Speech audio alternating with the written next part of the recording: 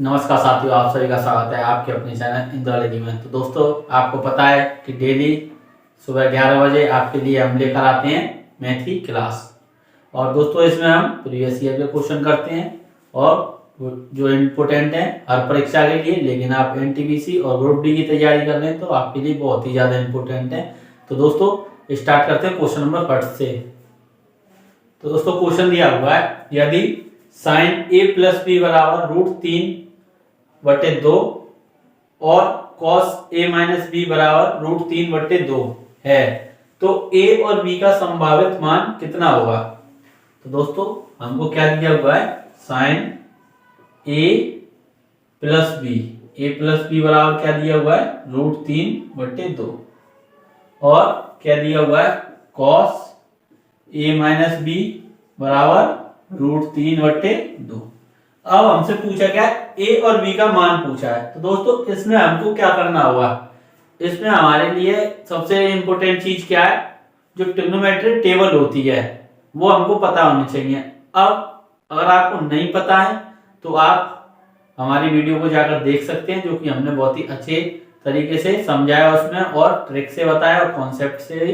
दोस्तों, आप उसको एक बार देख लेंगे तो आपकी समझ में पूरी टेबल आ जाएगी और हर वैल्यू का मान आपको पता चल जाएगा। दोस्तों, तो आप हमारे डिस्क्रिप्शन में जाकर उसकी लिंक पर क्लिक करके देख सकते हैं। तो अब इस क्वेश्चन को पढ़ते हैं। तो दोस्तों, साइन ए प्लस बी बराबर क्या दिया हुआ है, √3/2। अब एक चीज देखें, तो साइन √3/2 कौन से एंगल पर होता है। तो हमको पता है कि साइन 60 पर क्या होता है, √3/2। साइन 60 डिग्री पर क्या होता है, √3/2। अब ये 60 यानी इससे इन दोनों की अगर तुलना करेंगे तो अब क्या होगा, a प्लस बी बराबर 60। a प्लस बी बराबर क्या हो जाएगा, 60। अब इस प्रकार से अब इसमें चलते हैं। तो अब cos √3/2 किस पर होगा। तो दोस्तों, cos होता है हमारा कितने पर, 30 डिग्री पर, यानी किस पर, 30 डिग्री पर √3। अब इन दोनों की हम तुलना करेंगे, जब इन दोनों की हम तुलना करेंगे तो a माइनस बी बराबर क्या हो जाएगा, 30। तो दोस्तों, दो इक्वेशन हमारे पास आ गए, एक ये और एक ये। अब इन दोनों को हम सॉल्व कर सकते हैं, यानी यहाँ पर a प्लस बी बराबर कितना है, 60 और a माइनस बी बराबर कितना है, 30। अब हम सॉल्व कर लेंगे, ये कैंसिल हो जाएगा तो ये क्या बचेगा, 2a बराबर ये कितना हो जाएगा, 90 और a बराबर क्या हो जाएगा, ये इसके यहाँ पर डिवाइड में चला जाएगा तो कितना आएगा, ये 45। तो a की वैल्यू कितनी हो गई, 45 डिग्री। अब इसमें हम पुट कर देंगे इसको 45 को, a की वैल्यू अगर हम यहाँ पर 45 रखते हैं प्लस b बराबर कितना है, 60। तो b की यहाँ से आ जाएगी, तो 60 माइनस 45 बराबर क्या हो जाएगा, 15। तो b का मान क्या आ गया हमारा, 15 डिग्री। कितना, 15 डिग्री। तो a का 45 डिग्री और b का 15 डिग्री। तो दोस्तों, ऑप्शन बी में इसका सही आंसर दिया हुआ है, तो ऑप्शन बी इसका बिल्कुल करेक्ट आंसर हो जाएगा। अगर आपका भी ऑप्शन बी आ रहा था तो आप बहुत ही अच्छे से चल रहे हैं। तो दोस्तों, अब चलते हैं क्वेश्चन नंबर 2 पर। तो दोस्तों, आप अगर चैनल पर पहली बार आए तो चैनल को सब्सक्राइब जरूर कर लें और वीडियो को लाइक भी कर दें। तो आप चलते हैं क्वेश्चन नंबर 2 पर। तो दोस्तों, आपकी स्क्रीन पर क्वेश्चन नंबर 2 दिया हुआ है, तो आप सॉल्व करें।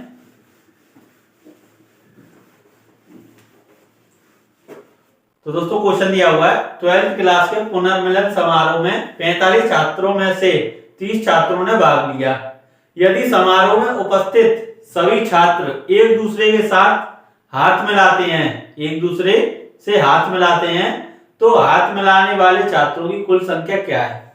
तो दोस्तों, कोई स्कूल है, उसमें 12th क्लास के बच्चों का एक फेयरवेल पार्टी है, तो उसमें 45 छात्र हैं। कितने, उस क्लास में कितने छात्र हैं, 45 टोटल। लेकिन उस पार्टी में कितने लोग आए, 30 आए। कितने, 30 लोग आए। अब 30 जो छात्र थे उन्होंने क्या किया, एक दूसरे से हाथ मिलाया। क्या किया, एक दूसरे से उन्होंने हाथ मिलाया। तो दोस्तों, अब हमसे पूछा कि कुल कितने हाथ मिलाए गए, यानी कुल हाथ मिलाने वाले छात्रों की कितनी संख्या थी, यानी कितने छात्रों द्वारा हाथ मिलाए गए। अब दोस्तों, हम देखते हैं कि इसमें क्या करना होगा।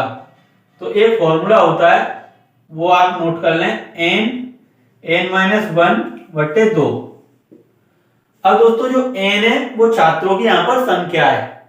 n क्या है? छात्रों की संख्या। तो अब हम n की जगह पर रख देंगे 30।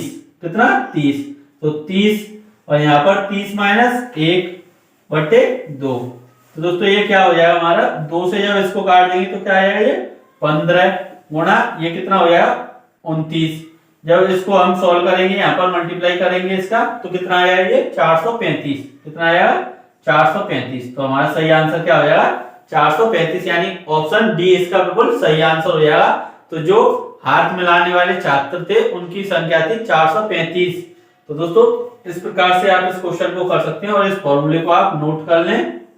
ये फॉर्मूला आपके लिए बहुत ही इंपॉर्टेंट हो जाता है दोस्तों। तो अब हम चलते हैं नेक्स्ट क्वेश्चन की ओर। तो क्वेश्चन जैसा कि आपकी स्क्रीन पर लगा हुआ है, आप सॉल्व करें।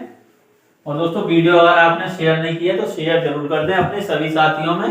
तो दोस्तों क्वेश्चन दिया हुआ है आपकी स्क्रीन पर। एक दुकानदार एमआरपी पर 20% की छूट देता है, यानी कोई वस्तु है उसकी जो एमआरपी है उस पर 20% की छूट देता है।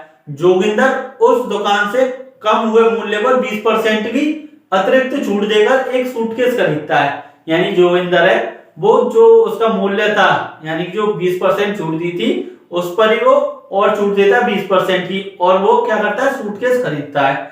यदि एमआरपी 1200 रुपए है तो जोगिंदर द्वारा सूटकेस के लिए भुगतान किया गया खरीद मूल्य ज्ञात कीजिए। तो दोस्तों एमआरपी कितनी है? एमआरपी यानी कि मार्क प्राइस। तो दोस्तों कितना है? 1200 रुपए। कितना? 1200 रुपए। अब इस पर क्या? 20% की छूट दी है। कितनी छूट दी है? 20% की छूट। तो कितने की हो गई? यानी कि मान लेते हैं 100 रुपए की चीज थी तो 20% छूट दी तो कितने में हमको मिलेगी? 80 में। यानी कितने परसेंट की हो गई? 80। तो अब 80% निकाल लेंगे इसका तो कितना हो जाएगा? तो दोस्तों 2 जीरो से ये कैंसिल हो जाएगी और ये, और यहाँ पर आया 12×8 = 96, यानी 960 रुपए की वो वस्तु हो गई जो इसने जोगिंदर ने खरीदी। अब क्या किया कि इस पर 20% की और छूट दे दी इस वाली वैल्यू पर, क्योंकि ये छूट यहाँ पर मिली। अब उसमें अगली लाइन में बोला कि 20% की और छूट दे दी। तो अब फिर 80%/100। तो अब क्या करना होगा? अब इसको सॉल्व कर लेते हैं हम। तो अब जब इसका गुणा करेंगे तो ये कितना हो जाएगा? 48 हासिल 4 और 8×9 72 और 4 76, यानी 768 हो गया। तो दोस्तों इसमें पूछा है कि सूटकेस का भुगतान कितना किया, तो इतने ही तो उसको करने होंगे, इतने रुपए उसको भुगतान करना होगा, 768 रुपए। तो दोस्तों ऑप्शन बी हमारा बिल्कुल सही आंसर हो जाएगा।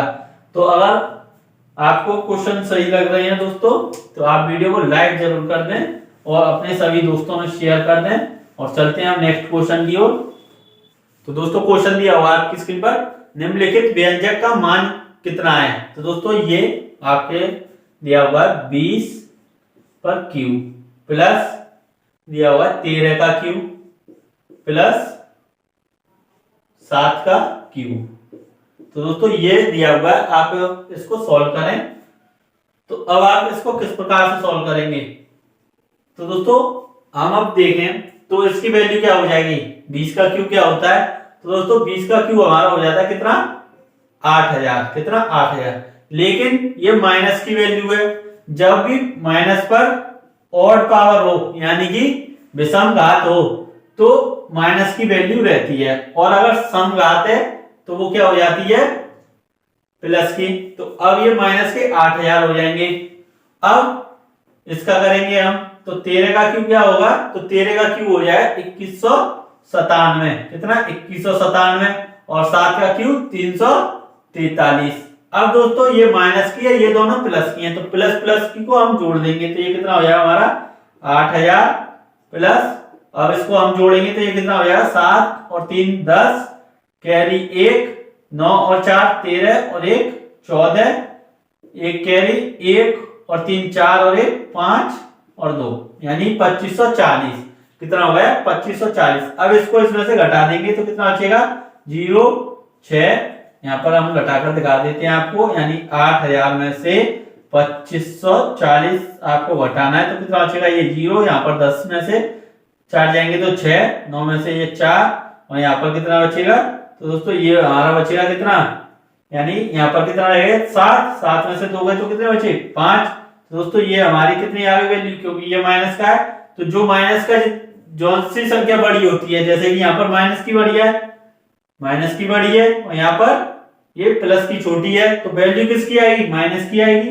तो आंसर भी हमारा माइनस का आएगा, यानी ऑप्शन ए इसका बिल्कुल सही आंसर हो जाएगा 5460। तो दोस्तों आपको इस प्रकार से ये क्वेश्चन करना है। अगर आपको कोई भी प्रॉब्लम आती है तो आप कमेंट करके हमसे पूछ सकते हैं।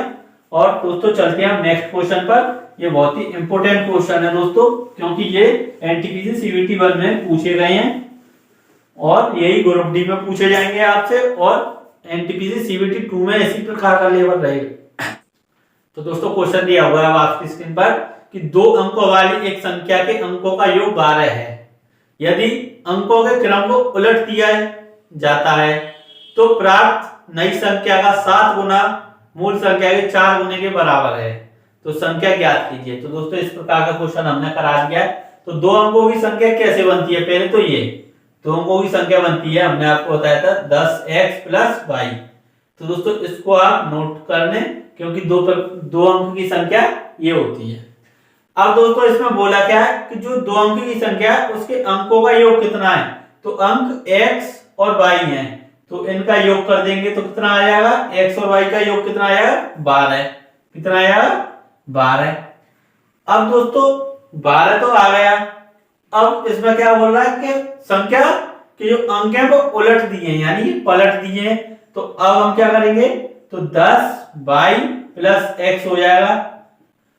अब आगे बढ़ते हैं तो क्या कह रहा है, तो प्राप्त नई संख्या का 7 गुना, तो ये नई संख्या है तो इसका 7 गुना, इसका अगर हम 7 गुना करें तो मूल संख्या के 4 गुने के बराबर है। यानी मूल संख्या कौन सी है, ये हमारी मूल संख्या। तो दोस्तों इसके कितने के बराबर है, 4 गुने के बराबर है। तो संख्या ज्ञात कीजिए। तो दोस्तों अब संख्या ज्ञात करनी है, तो अब हम यहाँ से x और y की वैल्यू निकाल सकते हैं। तो अब इसका गुणा करेंगे तो ये हो जाएगा 70y + 7x = 40x + 4y। अब दोस्तों x की एक पास ले जाएंगे और y की, यानी 70y - 4y = 40x - 7x। अब यहाँ पर कितना बचा, ये 66y बराबर ये कितना हो जाएगा 33x।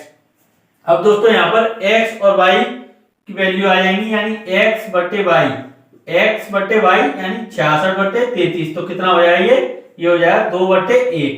तो x और y का रेशो आ गया, यानी 2:1।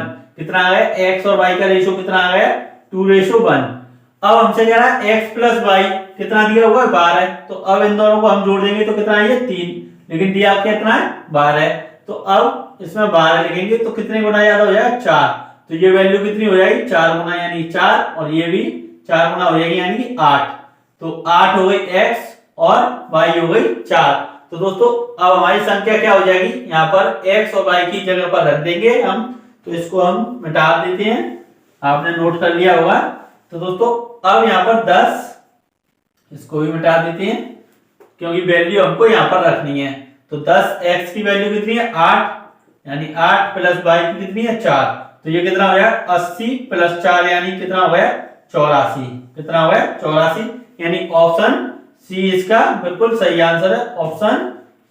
ऑप्शन सी इसका बिल्कुल सही आंसर है। तो दोस्तों अब हमको एक और तरीके से इसको सॉल्व करना है, जो कि हमने आपको बताया था कि ऑप्शन को देखकर हम सॉल्व कर सकते हैं। अब ऑप्शन को देखकर कैसे सॉल्व करेंगे, तो ये हम आपको बताते हैं। तो दोस्तों बस आप वीडियो को पूरा देखा करें और आपको कहीं भी जाने की जरूरत नहीं है, बस इन्हीं क्वेश्चनों को आप देखकर अपने एग्जाम में बैठ जाना और यही क्वेश्चन आपको मिलने वाले हैं। तो दोस्तों यहाँ पर दिया हुआ ऑप्शन ए पर क्या 75, कितना दिया हुआ 75। अब वो बोल के आ रहा है कि दोनों संख्या के अंकों का योग, जो संख्या है उसके अंकों का योग कितना 12 है। अब इनका योग देखेंगे तो कितना हो गया 12, यानी सही है। अब दोस्तों आगे बढ़ते हैं, तो आगे क्या बोल रहा है कि जो प्राप्त संख्या यानी इसके अंकों को उलट दिया तो कितना हो गया 57, और जो यानी 57 तो प्राप्त नई संख्या का 7 गुना, यानी इसका 7 गुना करना है और इसके 4 गुने के बराबर हो जाएगा। तो दोस्तों इसके 4 गुना कितना हो जाएगा 150, तो ये इसके 150 के बराबर हो जाएगा, नहीं होगा। तो दोस्तों ये हमारा एकदम गलत हो जाएगा। अब चलते हैं ऑप्शन बी पर। ये कितना दिया हुआ है 57। अब इस दोनों के अंक तो जोड़ेंगे तो 12 तो बैठ रहा है। अब इसका गुणा करके देखेंगे तो कितना हो जाएगा। ये पहले तो इसको उलट देते हैं तो कितना होगा 75। 75 गुणा 7 बराबर 57 गुणा 4। तो दोस्तों अब इसका गुणा करके देंगे तो 7 पंजे 35 और 7 7 49 और 3 52 और ये कितना हो जाएगा 7 चौक 28 और 4 पन्ना 20 और 2 22। तो दोस्तों ये इक्वल नहीं है तो ये भी हमारा गलत हो गया। अब दोस्तों ऑप्शन सी पर चलते हैं। तो ऑप्शन सी हमारा क्या दिया हुआ है 84। ऑप्शन सी कितना है 84। अब 84 के अंकों का योग कितना है 12 दिया हुआ है। लेकिन अब हम इसको क्या करेंगे इसके अंकों को हम उलट देंगे और इसमें कर देंगे 7 का गुणा और 84 में कर देंगे हम 4 का गुणा। अब दोस्तों इनका गुणा करके देंगे तो 7 7 8 56 हासिल 5 और 7 चौक 28 और 5 कितने हो गए 33। अब यहाँ पर देखेंगे गुणा करके तो 4 चौक 16 हासिल कितने 1 और 4 8 32 और 1 33। तो दोस्तों ये दोनों हमारे इक्वल आ गए तो यही हमारा बिल्कुल सेम आंसर हो जाएगा। तो दोस्तों आप इस प्रकार से सॉल्व कर सकते हैं। आपको उस तरीके से करने में बहुत टाइम लगेगा, इस प्रकार से आप बहुत ही जल्दी कर सकते हैं। तो दोस्तों अब हम चलते हैं नेक्स्ट क्वेश्चन की ओर। तो क्वेश्चन आपकी स्क्रीन पर लगा हुआ है, आप सॉल्व करें जल्दी से। तो दोस्तों क्वेश्चन दिया हुआ है निम्नलिखित को हल कीजिए। तो दोस्तों बोर्ड मार्क्स के अकॉर्डिंग ये क्वेश्चन करना है आपको। 5 प्लस ब्रैकेट में 7 का स्क्वायर माइनस 6 गुणा 4 फिर ब्रैकेट दिया हुआ है 12 डिवाइड 6 ब्रैकेट बंद है फिर प्लस 7 गुणा ब्रैकेट में 5 माइनस 3। यानी इस क्वेश्चन को करते हैं 5 प्लस ब्रैकेट में 7 का स्क्वायर माइनस 6 गुणा 4 और यहाँ पर 12 डिवाइड 6 और यहाँ पर ब्रैकेट बंद है फिर उसके बाद है प्लस गुणा 5 माइनस 3। तो दोस्तों ये आपको सॉल्व करना है। अब सबसे पहले हम क्या करते हैं, हमने बताया बोर्ड मार्क्स में क्या होता है ब्रैकेट को सॉल्व करना। तो दोस्तों इस ब्रैकेट को हम पहले सॉल्व कर लेते हैं। अब इसको यहाँ पर डिवाइड देंगे तो कितना हो जाएगा 2। तो ये ब्रैकेट हम खत्म कर देंगे तो क्या आ जाएगा हमारे यहाँ पर 2 आ जाएगा। क्या आ जाएगा 2। तो यहाँ पर हम 2 लिख देते हैं 2।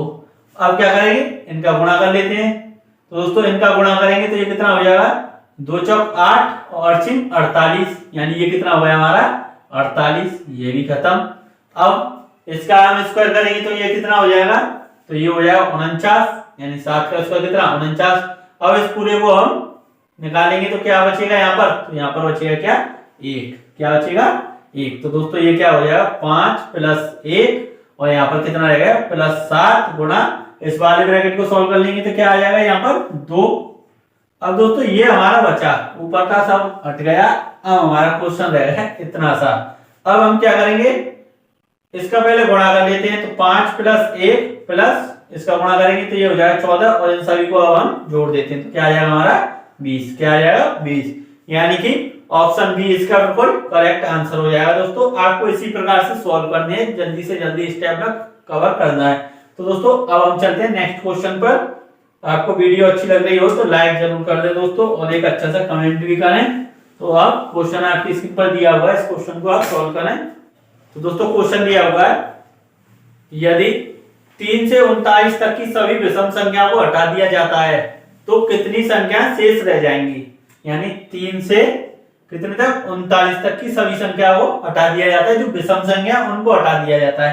तो दोस्तों 3 के बाद कौन सी आएगी 4 बचेगी, फिर कौन सी बचेगी 6 8 और लास्ट में कौन सी बचेगी 39 हटा दिया तो 39 से पहले कौन सी आएगी 38।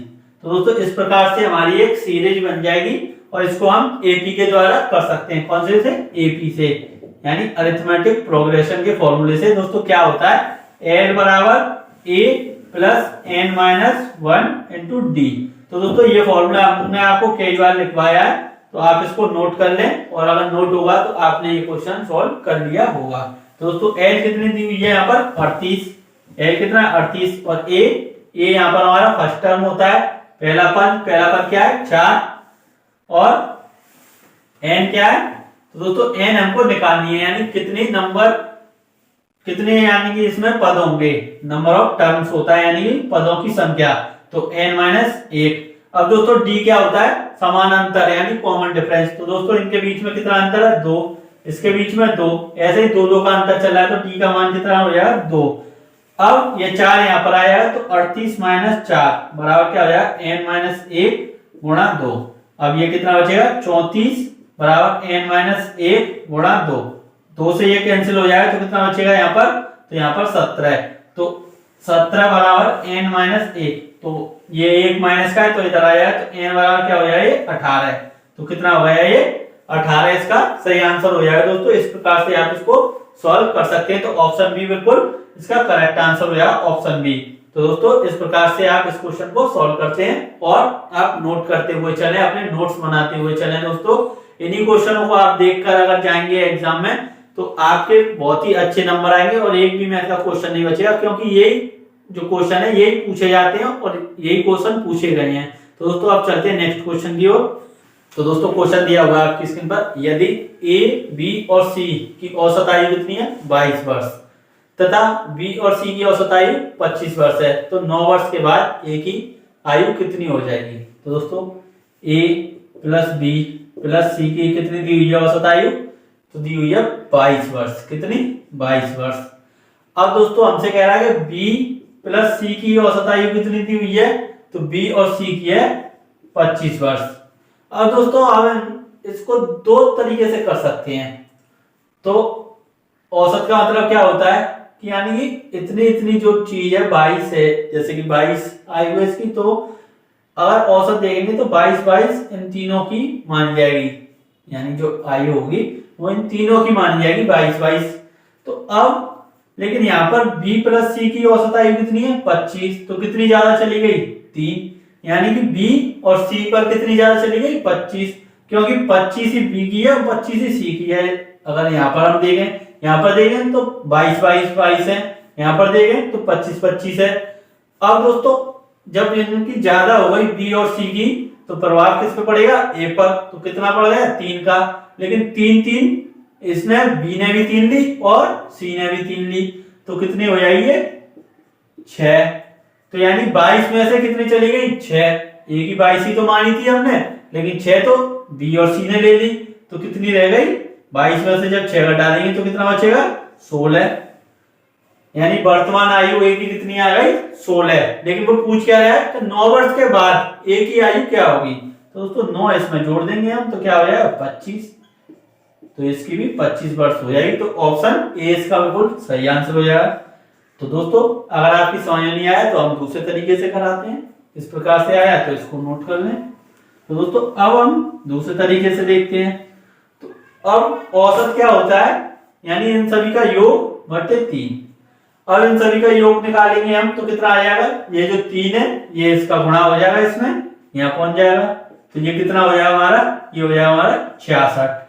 और इसका योग क्या हो जाएगा, 25 दिया हुआ है, तो ये 2 इसमें गुणा हो जाएगा, इसका योग सम निकालेंगे यानी योग निकालेंगे, तो इसका कितना हो जाएगा, 50। अब दोस्तों 66 में से 50 घटा देंगे, क्योंकि b प्लस सी तो यहाँ पर 50 दी हुई है। अब a की वैल्यू यहाँ से हम निकाल लेंगे ना, क्योंकि a प्लस b प्लस सी कितने है, 66। तो a कितना आ जाएगा, 66 माइनस 50, कितना, 66 माइनस 50 तो कितना आया, 16। तो a की वर्तमान आयु कितनी हो जाएगी, 16। अब वो पूछा है 9 वर्ष बाद कितनी होगी, तो 9 इसमें जोड़ देंगे तो क्या हो जाएगी, 25 वर्ष। कितनी, 25 वर्ष इसका सही आंसर हो जाएगा। 25 वर्ष आयु हो जाएगी किसकी, a की। तो दोस्तों इस प्रकार से आप सॉल्व कर सकते हैं, दोनों तरीके आपको बता दिए हैं। अब हम चलते हैं नेक्स्ट क्वेश्चन पर। तो दोस्तों क्वेश्चन आपकी स्क्रीन पर दिया हुआ है, आप सॉल्व करें इस क्वेश्चन को। तो दोस्तों क्वेश्चन दिया हुआ है, 2 संख्याओं के लघुत्तम समापरिवर्त्य यानी एलसीएम और महत्तम समापरिवर्तक एचसीएफ क्रम से 1920 और 16 हैं। यदि संख्याओं में से एक 240 है तो दूसरी संख्या ज्ञात कीजिए। तो दोस्तों एलसीएम कितना दिया हुआ है, एलसीएम दिया हुआ है 1920। एचसीएफ कितना दिया हुआ है, तो दोस्तों एचसीएफ दिया हुआ है कितना, 16। और जो पहली संख्या है, एक संख्या क्या दी हुई है, यानी फर्स्ट संख्या दी हुई है हमको 240। तो दोस्तों हमने आपको फॉर्मूला लिखाया है, तो फॉर्मूला क्या लिखाया है कि एलसीएम इंटू एचसीएफ बराबर पहली संख्या गुणा दूसरी संख्या। तो दोस्तों अब हम एलसीएम कितना है हमारे पास 1920, एचसीएफ कितना है 16 और पहली संख्या कितनी है 240 और दूसरी संख्या हमको निकालनी है। तो दोस्तों दूसरी संख्या बराबर क्या हो जाएगा हमारे पास, तो ये हो जाएगा 1920 गुणा 16 बट्टे 240। अब इसको हम सॉल्व कर लेंगे तो 0 से ये 0 कट जाएगी और ये कट जाएगा हमारा 8 से कट जाएगा 3 बार और 8 से ये और 3 से इसको काट देंगे तो 3 18 और 3 चौक 12। अब इसको हम गुणा कर देंगे तो ये हो जाएगा हमारा 128। क्या हो गया 128। तो दोस्तों 128 बिल्कुल इसका सही आंसर हो जाएगा ऑप्शन ए। तो दोस्तों ऑप्शन ए इसका बिल्कुल सही आंसर हो जाएगा। तो आप इस प्रकार से इसको सॉल्व कर सकते हैं। और दोस्तों ये फॉर्मूला आप जरूर नोट कर लें, एलसीएम इंटू एचसीएफ बराबर फर्स्ट एंड सेकंड दोनों संख्याओं का गुणा। तो दोस्तों इस प्रकार से आप कि ये क्वेश्चन पूछे जाते हैं और पूछे गए हैं। और दोस्तों यही लेवल रहेगा, आप किसी भी भ्रम में ना रहे कि एनटीपीसी सीबीटी 2 का लेवल बढ़ जाएगा, क्योंकि उसमें क्वेश्चनों की संख्या बढ़ गई है। आप इस बात को अपने माइंड में बैठा लें तो आप हार्ड क्वेश्चनों की तरफ ज्यादा ध्यान ना दें। जो एनटीपीसी सीबीटी 1 में पूछे गए उन्हीं क्वेश्चनों को आप सॉल्व करते रहें, आपका सिलेक्शन पक्का हो जाएगा। तो दोस्तों अगर आप हमारे चैनल पर पहली बार आए तो चैनल को सब्सक्राइब कर लें और वीडियो को शेयर जरूर कर दिया करें और लाइक भी कर दिया करें और एक कमेंट अच्छा सा करें। Thank you, all the best.